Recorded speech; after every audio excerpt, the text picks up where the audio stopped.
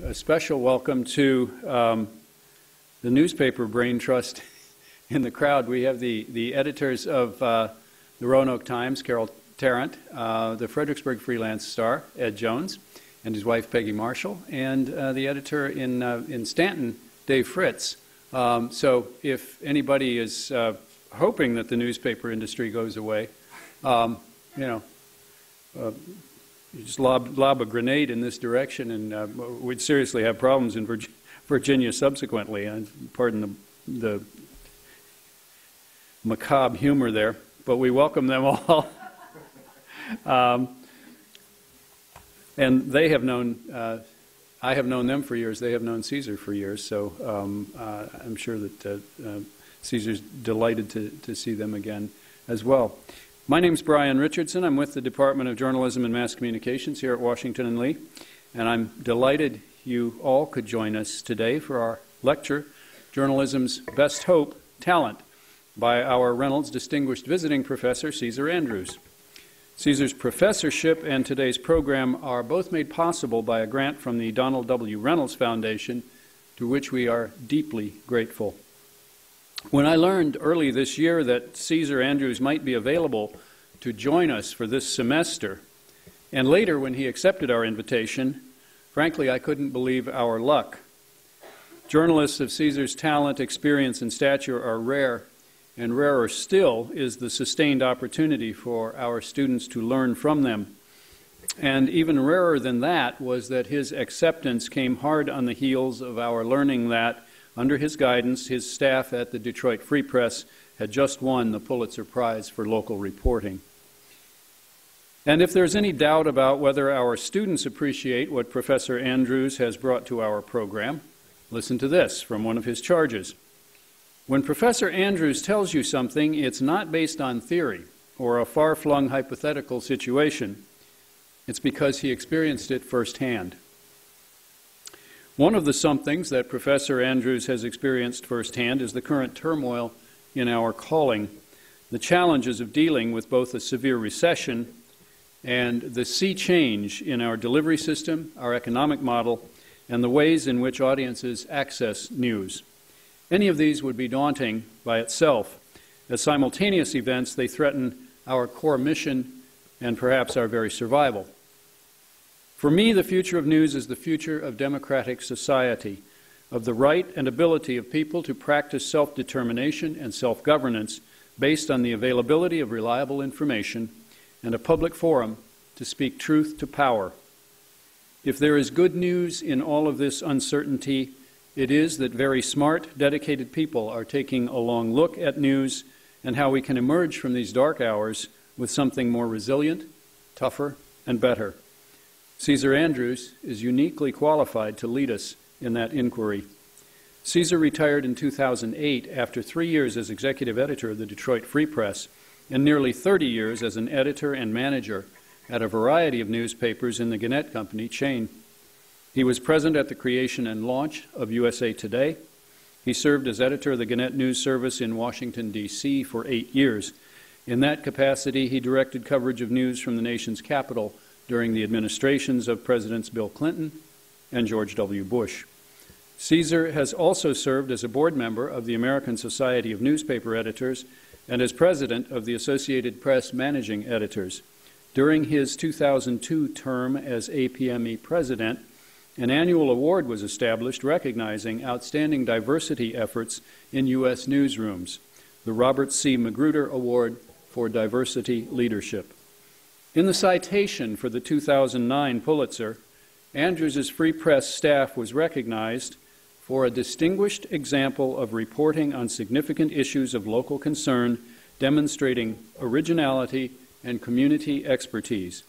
The Pulitzer selectors specifically cited the Free Press for uncovering a pattern of lies by Mayor Kwame Kilpatrick that included denial of a sexual relationship with his female chief of staff, prompting an investigation of perjury that eventually led to jail terms for the two officials. At Washington and Lee, Caesar teaches 2 classes, editing, as you might imagine, and a course of his own design covering classic journalism. We're absolutely delighted to have him with us. Please join me in welcoming Caesar Andrews.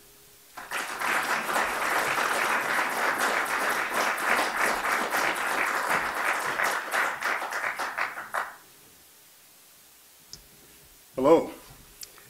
This is one of those occasions where there's kind of a temptation to let the introduction stand as read and to let that be the final word. Thank you, Brian, for a very kind and generous introduction. I feel fortunate about being at Washington and Lee this semester, and I want to thank Brian Richardson and the rest of the Reed Hall cast.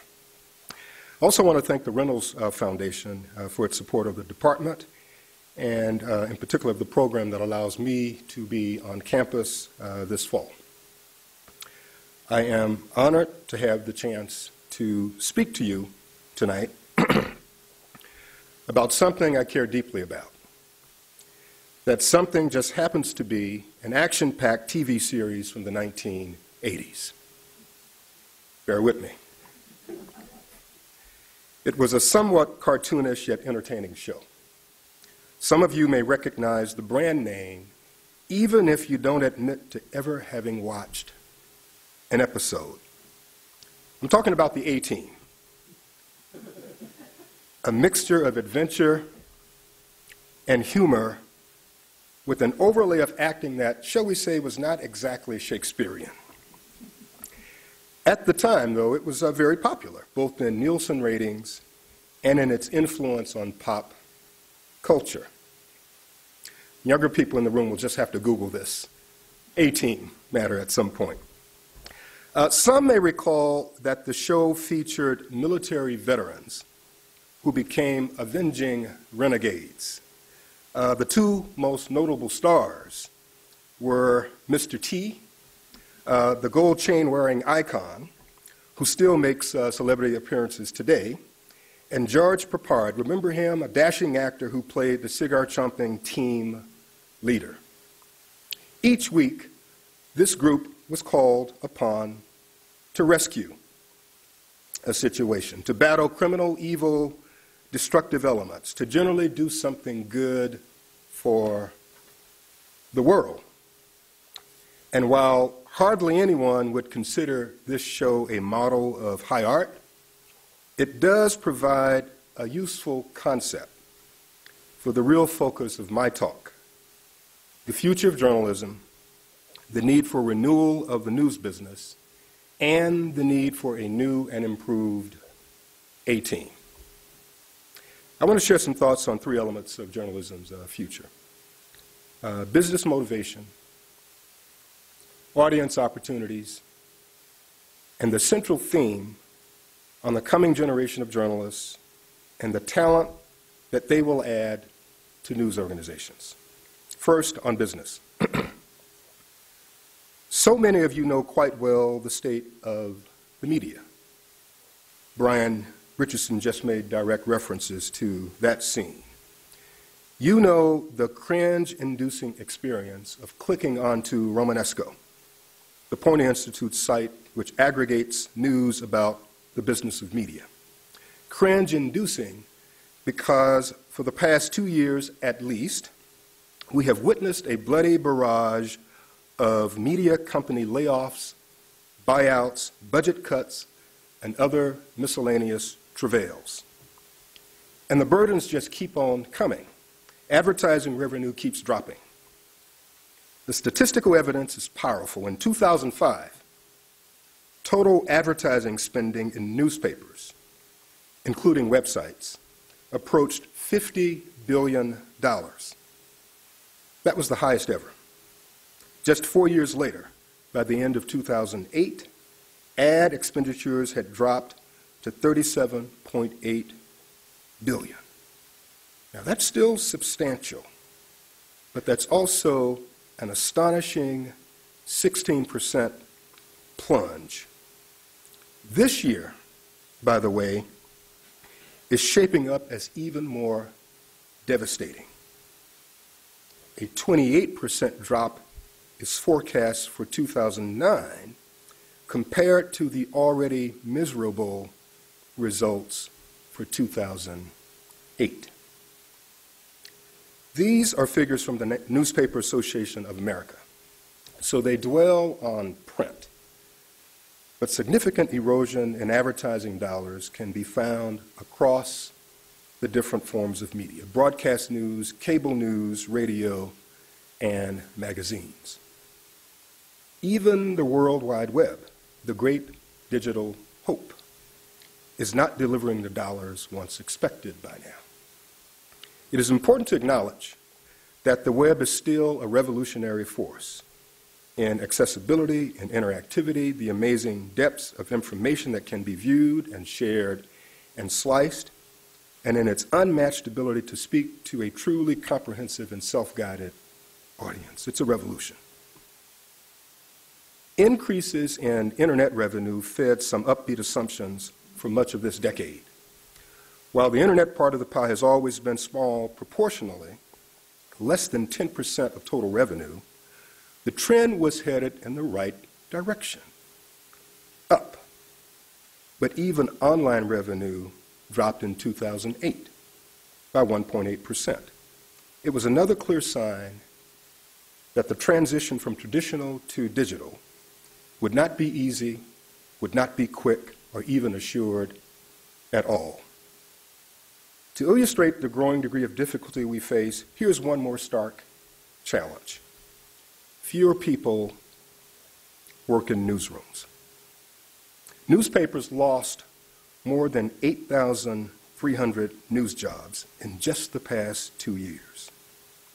That brings the total workforce of journalists to 46,900 as of the end of 2008.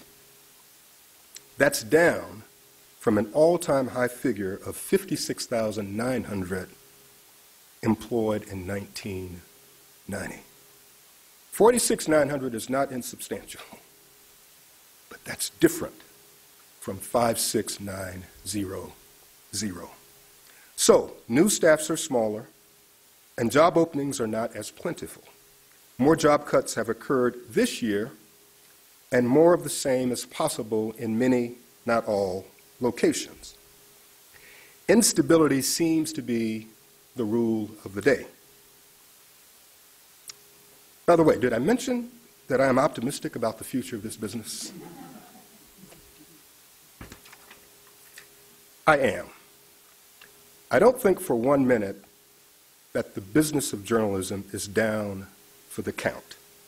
There are multiple reasons for this outlook, many tied to business motivations and audience and talent. So this is the point where we cue up the theme song for the Rocky movie. This country is nothing if not manic about money. Corporations are carnivorous, and the news industry is no different. Even in the midst of crises, with all the missed opportunities of the recent past, these companies see dollars still to be had. Billions are still exchanging hands. Many media companies are making profits, if not so richly so. And future growth is not out of the question, though, frankly, not this year. Of course, not all media companies will survive, and not all newsrooms will survive. And the exodus of experienced professionals is not likely to end anytime soon. Those robust profit margins that characterized media for decades are, for the time being, history. But over time, resilient companies will not be content to merely survive. Some are already translating their traditional expertise for use in a media world dominated by digital, and they're struggling to master the new economics of advertising. For the next round of innovations, we will have to treat advertising and the distribution of media products with at least as much urgency as creativity that's required to fulfill the editorial mission. Now, high-quality newsrooms are as important as ever. This is a critical part of the present and the future for serious news organizations, those looking to distinguish themselves from the vast volumes of others who can now engage in publishing and posting information. But I no longer believe that quality will serve as a singular holy grail. I no longer entertain the notion that if quality is achieved and sustained, success is pretty much guaranteed.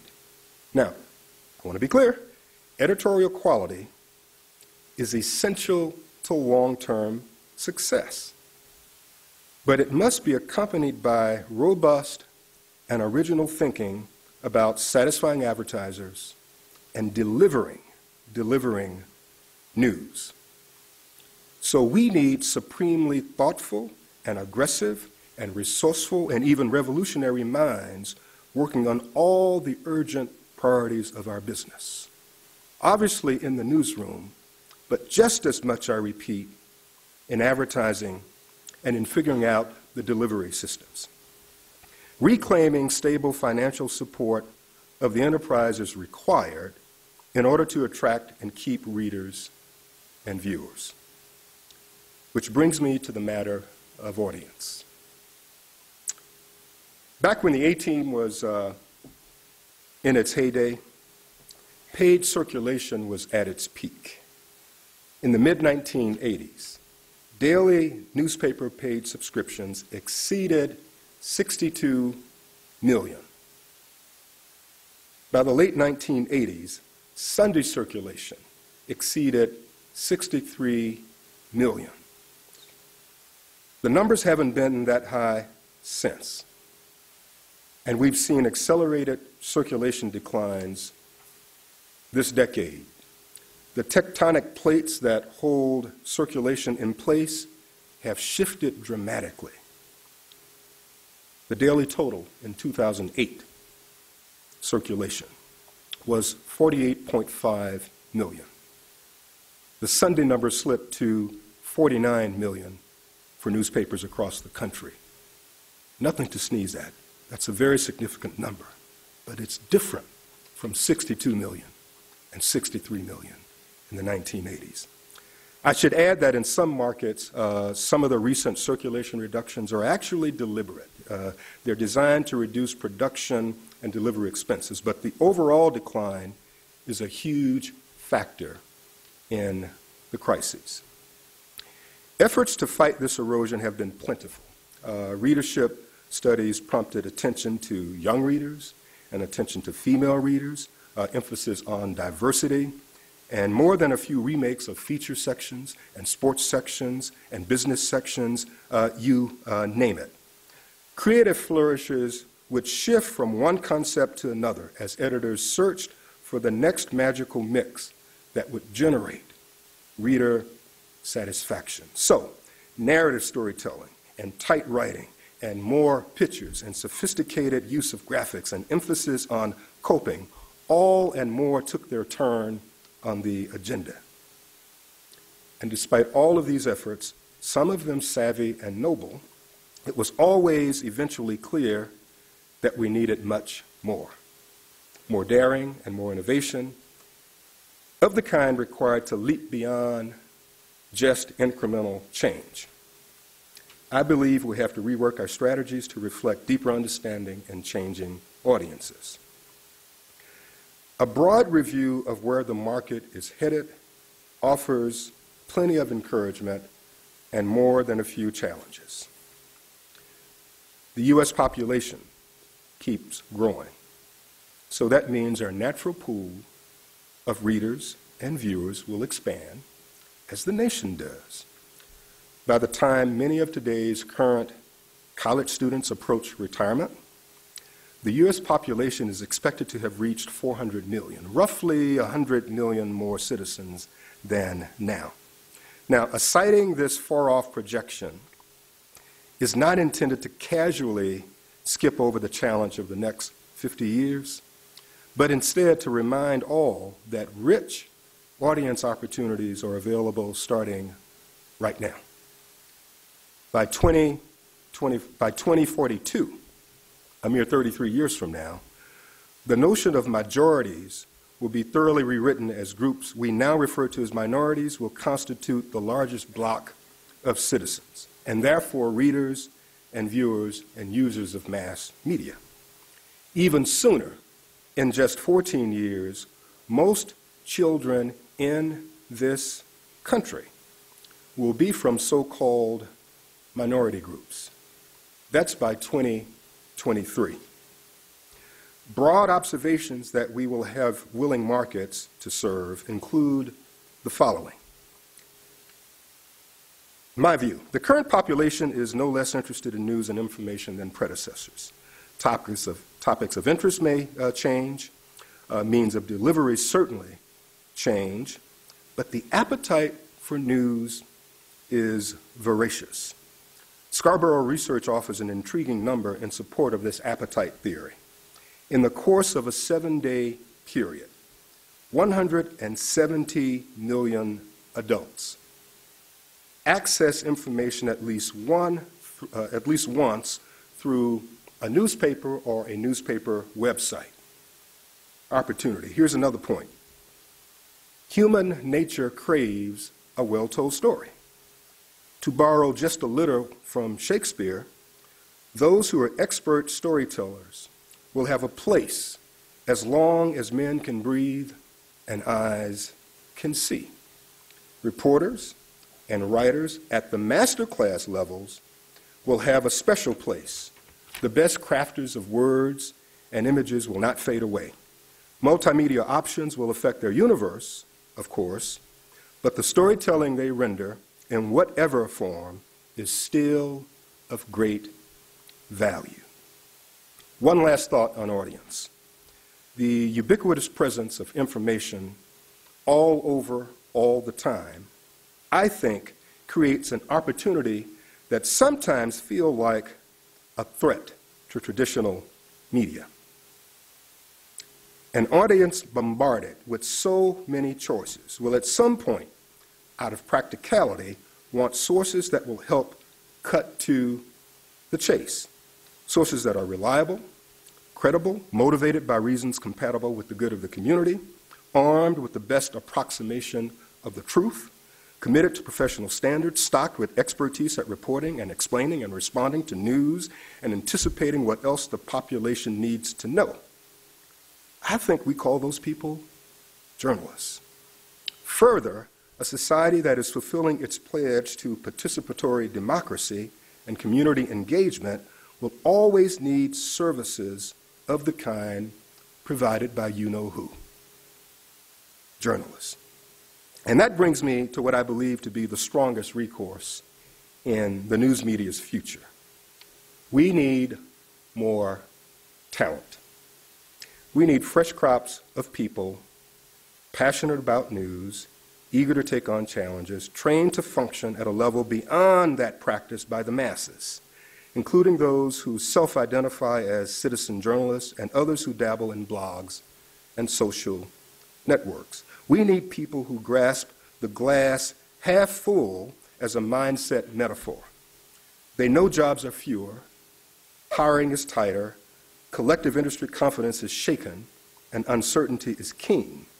But they choose to realize that somewhere, somehow, despite this bleak season for newsrooms, someone is hiring, or will be.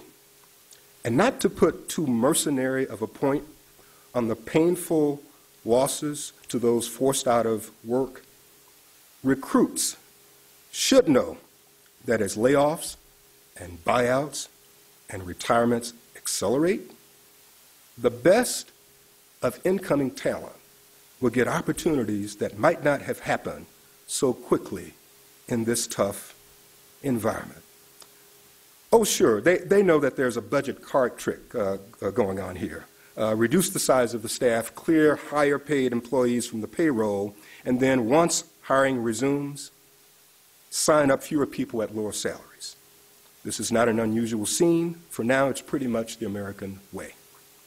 But for freshly minted talent, not carrying the baggage of the way media used to be, these circumstances need not be overwhelming. It's just the reality of timing. For the coming young journalists, I hope you will help rethink the best ways of connecting with audiences. That includes reaching your peers and coming generations of readers and viewers and consumers. I hope you will boldly take on the technology that's probably no revolutionary for your generation, but still destined to greatly influence anyone pledging careers in this field. I hope that as you land jobs and master the work, that you understand the competitive scene that is unfolding. On this count, no matter your major, no matter the area of career interest, expect increasing numbers of people from other parts of the world to likewise compete. As more citizens make use of both modern technology and the venerable First Amendment, professional journalists will have to establish increasingly higher levels of value, exceeding what others can do for themselves and can get from non-journalists. The verification of facts, the pursuit of honesty, cohesive packaging of news elements, clarity and precision, the trained eye of a skeptic, analysis of complex issues explained in terms accessible to most. These and other examples are the kinds of distinctions journalists must make and remake. And for all the talk, including my own, about moving beyond tradition, some staples of the best traditions of journalism will still govern behavior and content, like rock-solid ethics and well-told stories, an aggressive oversight of power, and an innate desire to help make communities better places than they otherwise might be. The spirit of what I have in mind was reflected quite well by several students during their presentations at Reed Hall just a few weeks ago. They had completed their internships, and now, for the good of this proud department, they were constructively and candidly sharing their experiences, making note of the good and the bad, and sometimes just the plain old peculiar. For those who care about news, optimism was not missing in action during these presentations.